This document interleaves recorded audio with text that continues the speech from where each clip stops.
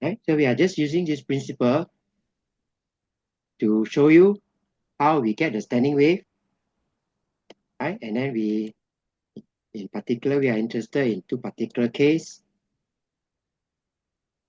One is constructive interference, where the red wave moving to the right and the broken line wave moving to the left are crossing on top of each other.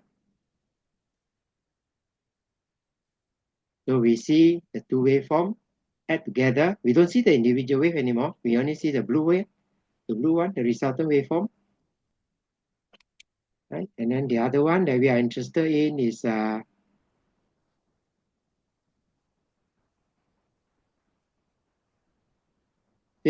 two waveform, but this one, the crust and the trough meet together. So we see a resultant zero, no amplitude, zero amplitude. Can occur when two sets of waves cross, when the wave crust meets the wave trough. Or another way of saying is the phase difference between the wave is 180 degrees out of phase. So.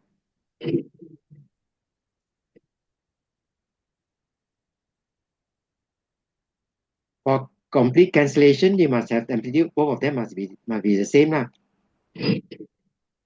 For light, we see dark band, right? This is double slit interference, double slit. For sound, we hear no sound. In radio communication, which was a topic in the old syllabus, no more already. They have thrown it out from the syllabus. Right? This is low frequency, low amplitude, and low frequency wave. You want to send it out.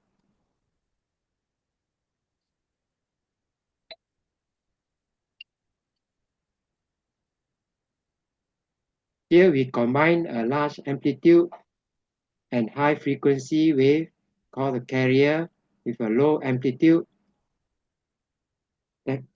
low amplitude and low frequency signal. It can be voices. Low amplitude is usually your voice, your message, your music. To obtain the amplitude modulation, right? That is a carrier signal. It's just for your info, how we use to radio communication. Right? That is our voice. This is our carrier signal. And then what we see will be, this is the one that we send out, modulated signal. Or another way of thinking of it is that the signal is sitting on the carrier signal, right? The sound wave or whatever wave you want to send is sitting on the carrier signal. Condition for forming standing wave: two interfering periodic waves must be traveling in opposite direction through the same medium with equal speed, wavelength or frequency, amplitude, same type and polarization. Right? You can see sometimes on pictures where this is a node, where it's not oscillating. And this is the antinode, the particles of sand vibrating with maximum amplitude, so they are all pushed aside. Progressive wave, particle motion as a wave passes through. Right? If you look at progressive wave, right, that's why it is happening. Right? A short time later and another short time later, you'll be there. If you look at the particle all have, and if you look at here, previously it was here, then it go up to here, then it go up to maximum, amplitude the same. Or if we look at this one here, previously is here, go up to here, then go up to there. So amplitude is the same,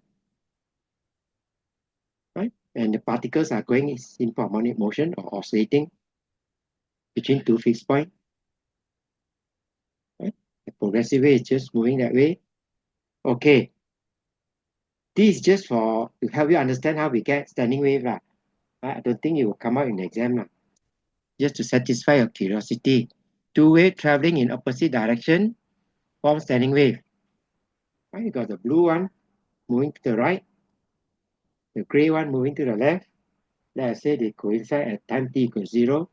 We see the resultant constructed interference, the black one. That's the resultant waveform that we see. Then a quarter of a period later, right? This one will have moved a quarter of the square. Sorry, one division. Right? The, the blue one would have also moved one division to the right. Right? Just imagine this one will go through there. What do we get? Zero amplitude. Then another quarter of a period. This one, the blue one will move there. Right? The gray one, this one will move there. Right? And we get that one there.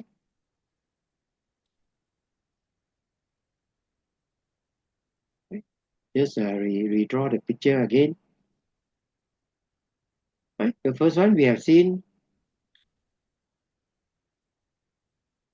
Right? What do we observe in the rectangular box? Right? We are looking at this part. This part. Right? There's a rectangular box. Right? The red rectangular box. We are just redrawing it. The first one is this one. First one is this one. T equals to 0. And then the next one is this one.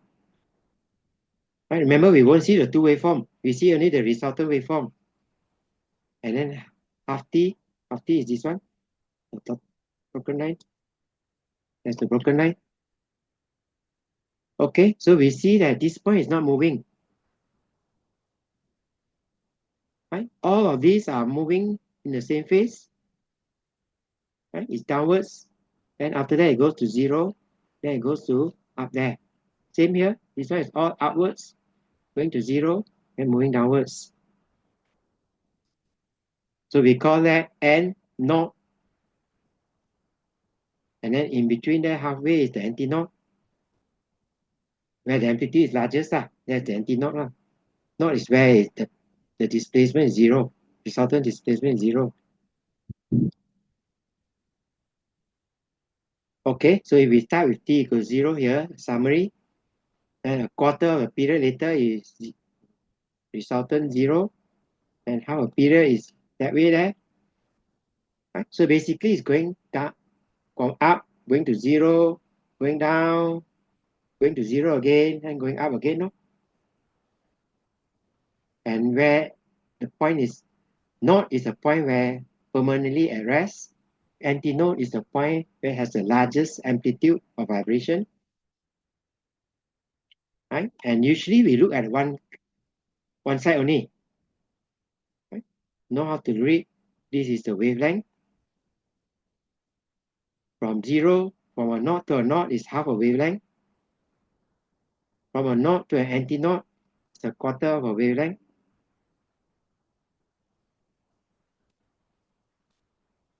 Right? All these particles between successive nodes are vibrating in phase.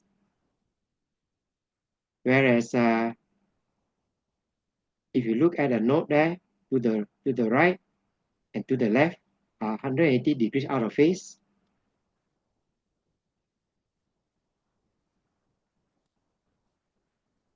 Right? Know how to read the graph.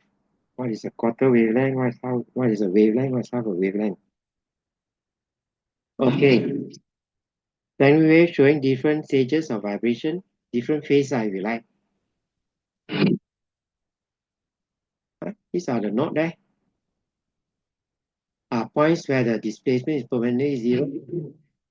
Antinode, right? Between the two nodes there.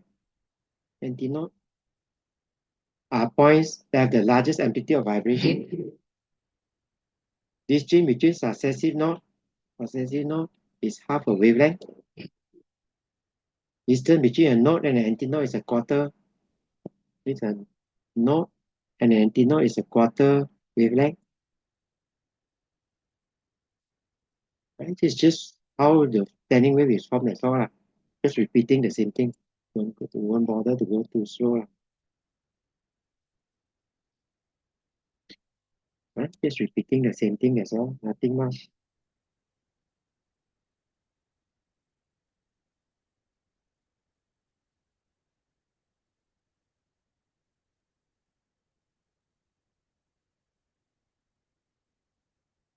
At antinodes, the waves are in phase.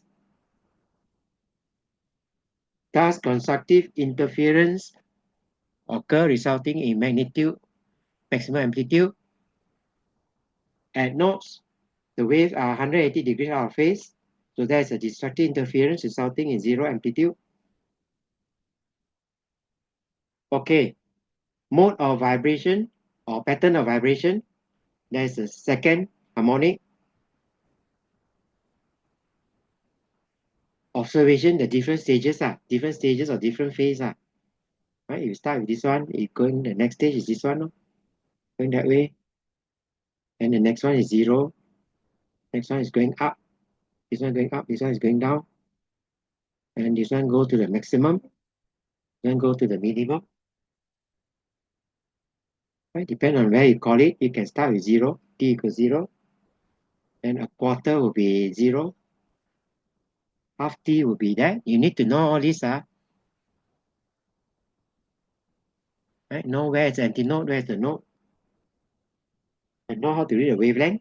When we read the wavelength, we just take one side of the wave, that's all. One side of the standing wave, right? That's half a wavelength. That's a quarter from a node to antinode. Okay, production of standing wave in string. A rope is attached to the wall and a man is shaking to and fro. That man there, shaking it to and fro. A low frequency, one loop is obtained. We have gone over that just now, so we won't go too slowly. At high frequency, we see two loops, right? It's only one loop, low frequency. Double the frequency, we see two loops. Triple the frequency of that is the first one. Triple that, we get three loops and so on. Right? Usually we are interested in the first three loops. Right? You are interested to know how to reproduce that. Okay, let's review the apparatus. Standing wave in stretch string experiment. Right? This one is connected to signal generator, not drawn. The vibrator is joined to a signal generator, that's a vibrator. Causes the end of the string to oscillate up and down in simple harmonic motion. The signal generator provides the sinusoidal alternating current of known frequency and peak voltage.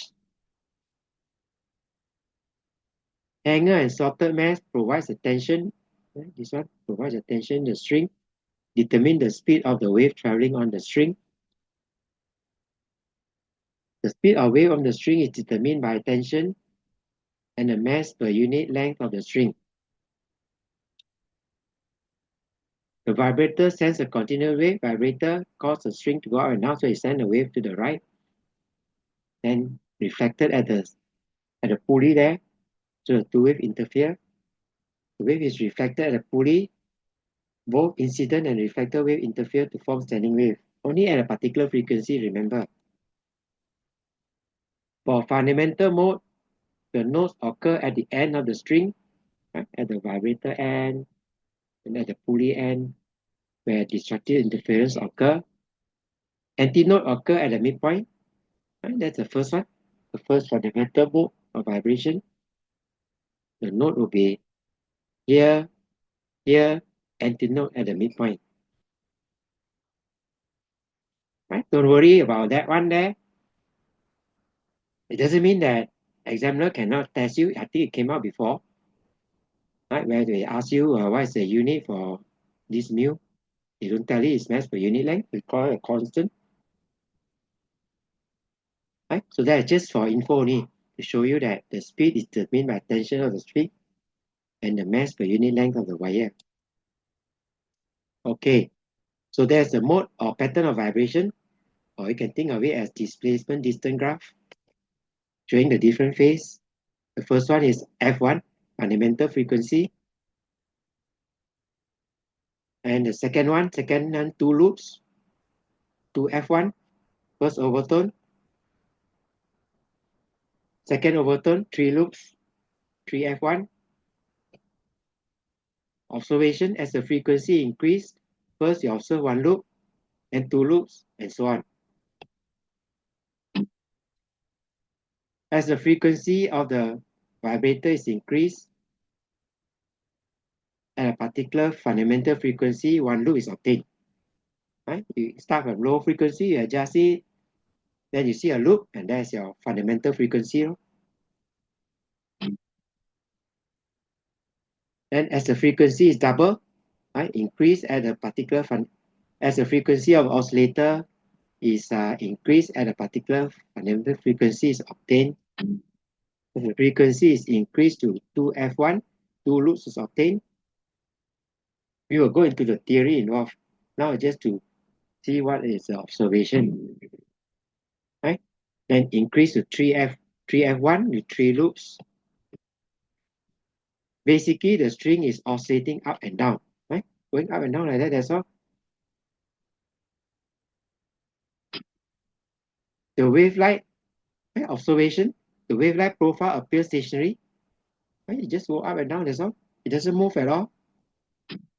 It oscillates, it doesn't progress to the right or to the left. The cross and tail do not progress. They are in the same place. The wave energy stays at the same position in the medium where the standing wave is from. Right? Energy is not transmitted, not like progressive wave carry the energy. So here the energy stays at the same position all the time. Between successive nodes, the particles are vibrating in phase, but different amplitude. Right? Between the node, there's a node there. All these particles here are vibrating in phase, but different amplitude. Largest amplitude will be at the antinode there. To the left and right of the node, the particles are 180 degrees out of phase. That's the node.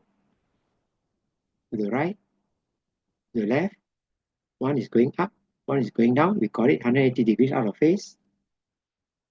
Right? There's the experiment. They can use paper rider.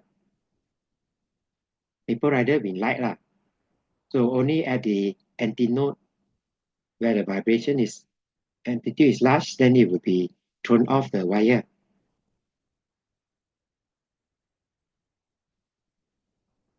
Okay, let's go into the theory involved. If the length of the string is L and the speed of wave is V,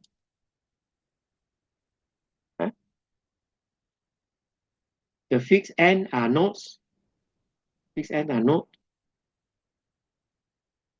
This is called the fundamental mode, 1 loop only. And then the frequency is called fundamental frequency, or we call it first harmonic. So length L equals to this half wavelength, called lambda 1. So cross multiply, lambda 1 equals 2L. So frequency is speed divided by lambda 1. Lambda 1 is 2L. 2L, so that's the fundamental frequency related to the length of the string. You can use nu, read alphabet of frequency. Right? There's your node there at the end there. There's your antinode at the center. Right? Second one, right? That's what we have got. We have obtained fundamental frequency, fundamental wavelength.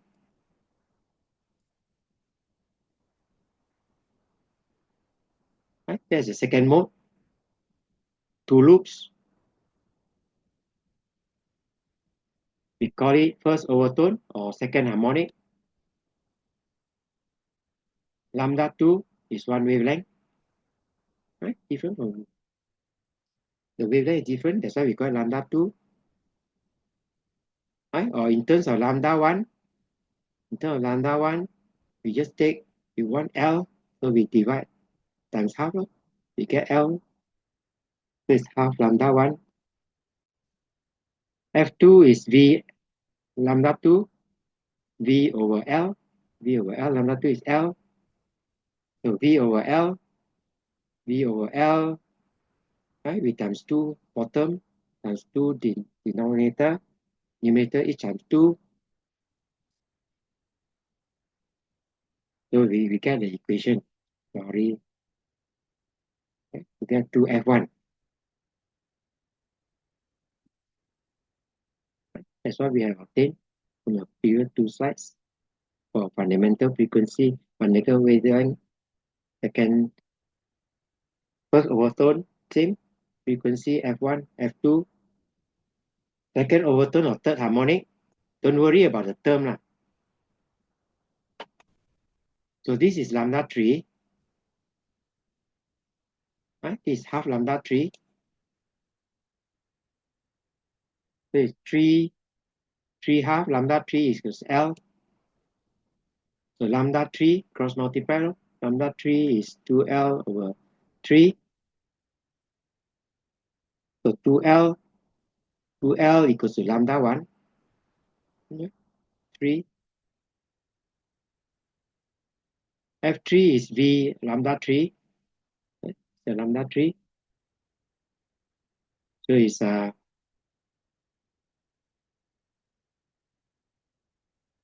lambda 3 is L. So you can substitute this one inside there. Lambda 3 in lambda 3 into here to this equation. You get this equation.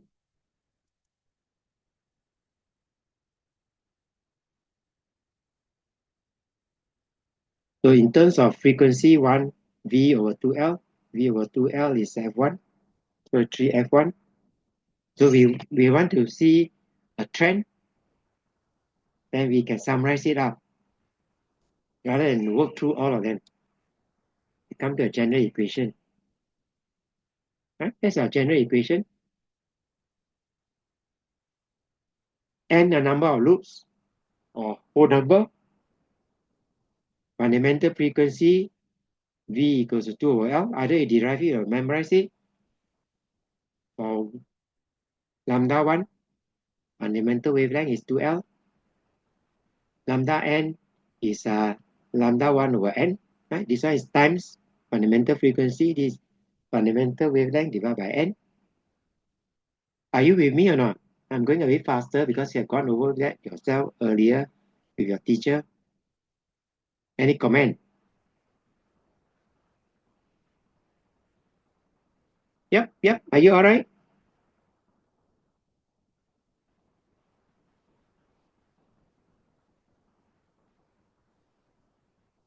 If you are okay, I'm carrying on. Can't hear you. You are muted. Oh, sorry. Okay. Yeah, okay. Yeah, I didn't know I was muted the whole time. Okay, just summarize for you the same thing. Right? Usually objective, they will test you lambda 1, lambda 2 lah, rather than F1, F2 lah. Okay, that's for your standing wave in string instrument. Second harmonic, let's look at second harmonic of the first overtone, the second mode lah, 2 loops lah. All points between successive notes are oscillating in phase.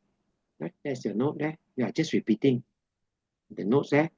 All the points here, all the particles here are vibrating in phase.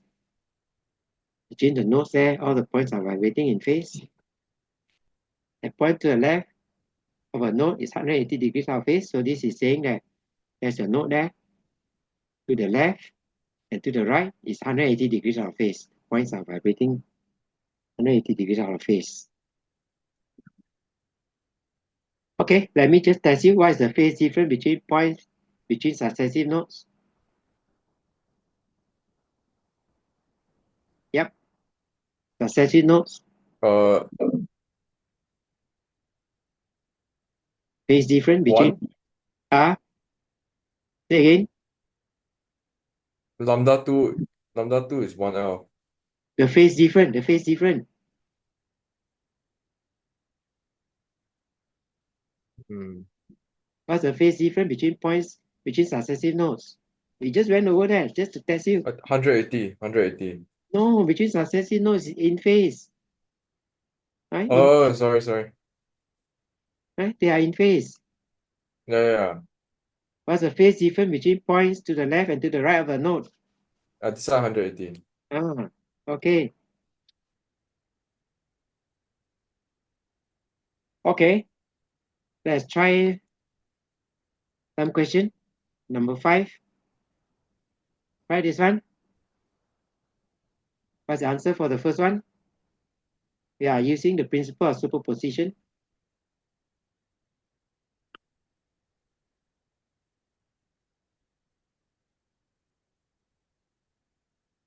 Just This is that. the exercise, is it? This exercise in your worksheet. Where I find.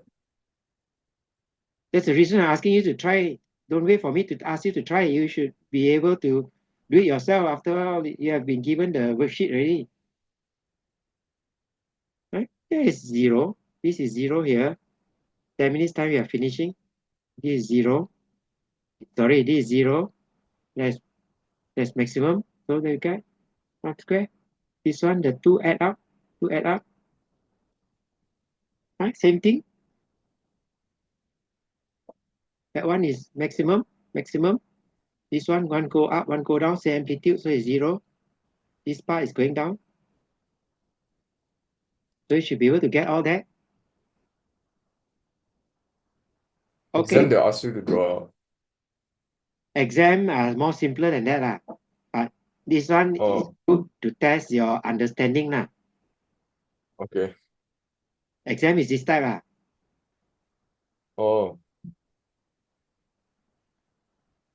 If each okay. has amplitude A and intensity I, determine the resultant amplitude. Right? Constructive interference, you are supposed to draw the resultant amplitude, the resultant waveform. You must be able to draw that. Right? Draw the point for a few of them, and then you know how it looks like. What's the resultant amplitude?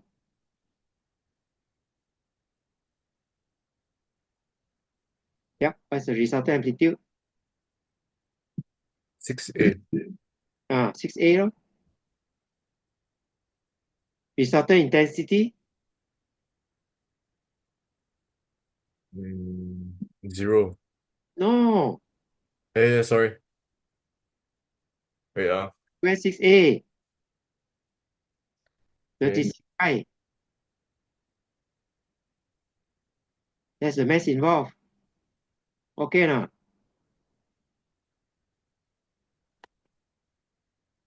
Oh, yeah. Okay. Got it.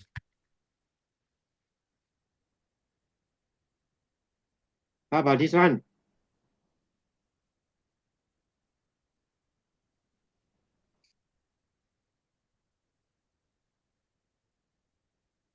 A wire is stretched over two support Q and R, a distance of 4x apart. 3 light pieces of paper rest on the wire as shown. When the wire is made to vibrate at one particular frequency, the middle piece of paper stays on, but the others fall off the wire. What is the wavelength? Is the answer? I make an effort to try the question. No need for me to ask you to do that. Since you have learned from your teacher, Oh, yeah. right? So you should be able to draw the standing waveform. So that's half a Okay. wavelength.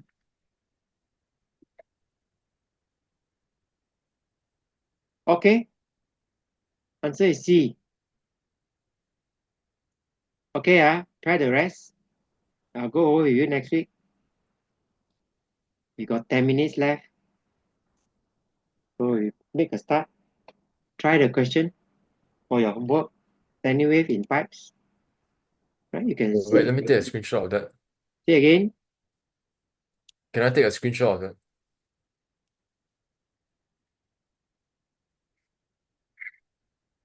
No need to take a screenshot lah. Just try the worksheet lah. The worksheet is given Yeah. you. It's in the worksheet there. It's just that Yeah. you won't take the trouble to try it out. That's why you won't learn. Okay. Right? You see that in some hall there or in churches. Right? This will give a different frequency. Right? You either blow or you just hit it. Right? Okay, pipes or tubes can be classified as open or closed. In open pipes, both ends are open. This open pipe. In closed pipe, one end is closed. Pipes can be classified as open or closed. Right? You just don't need to know why you get that. You just need to know that the node is obtained at the closed end, node at the closed end, where destructive interference occur. Antinode, antinode at the open end, where constructive interference occur. Right? This is the remember this drawing is a displacement distance graph. Open tube, right? Know how to do it. The graph, that is your wavelength from cross to cross, right? From maximum to minimum is half a wavelength, right? From zero to a maximum is a quarter wavelength. From zero to another zero is half a wavelength. Fundamental mode, right? How to draw it? Right? Just draw the wave, and open tube or open pipe. Just draw it. Oh, that's the simplest one you can get. Maximum, right? On antinode, fundamental mode, antinode. In between is the node, right? So this is half a wavelength. L, so cross multiply. Lambda 1 is 2L. Fundamental frequency is V over lambda 1 is V over 2L. Right? First overtone or second harmonic. Right? That's what we get from the previous slide. Right? It's just to teach you how to get the different mode, the second mode, right? Where the open end is the antinode. Right? That's the second one. So it's wavelength, lambda. Must be able to say where's the node, where's the antinode. Right? So we call it lambda 2 equals to L times 2 times 2. You get 2F1. Where is your F1? V over 2L. V over 2L. Okay. So it's 2F1. Whereas lambda 2 equals to L. Right? Just take half of that, which is L. Right? They are related to lambda 1. This is related to frequency F1. Similarly, in general, I can go for the third one. No? That's the second harmonic or first overtone. It will be cut off at any time. Got slightly more than 2 minutes. So in general, your Fn is NF1. N is whole number. Whereas lambda n is lambda 1 over n. No? Right? If you go to lambda, you divide by whole number. Number of n is the whole number. Whereas its U frequency is multiplied.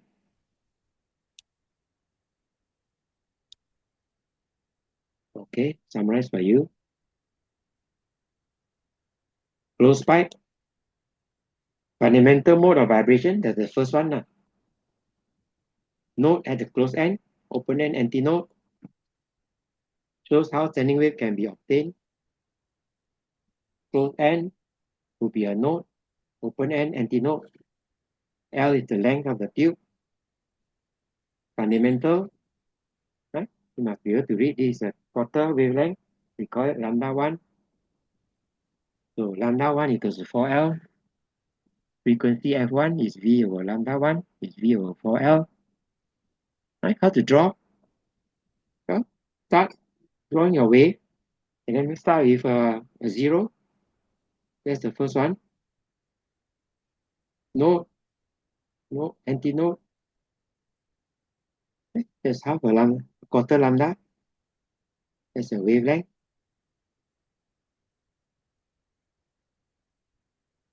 And the next one is that There's your antinode there. There's a node there. Right? The third one will be here. Third one will be up to here. Right? So you must be able to draw at least up to the tree.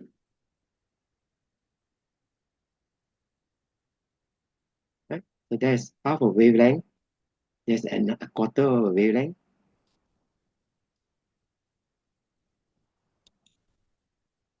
So second overtone, 3 over 4 lambda 3. Lambda 3 is 4 over 3 L. So F3 is V over lambda 3.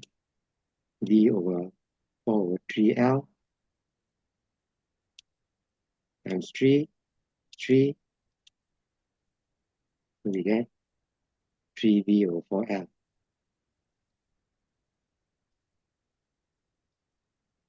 Okay.